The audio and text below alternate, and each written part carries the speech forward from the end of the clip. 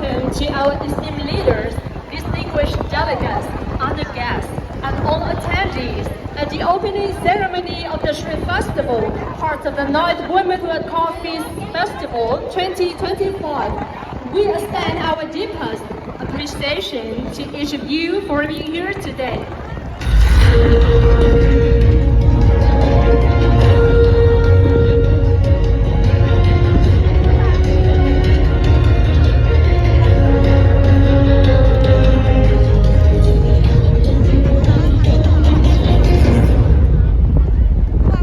Và giờ đây, chương trình khai mạc lễ hội đường phố trong khuôn khổ lễ hội cà phê Buôn Ma Thuột lần thứ 9 năm 2025 xin được phép bắt đầu.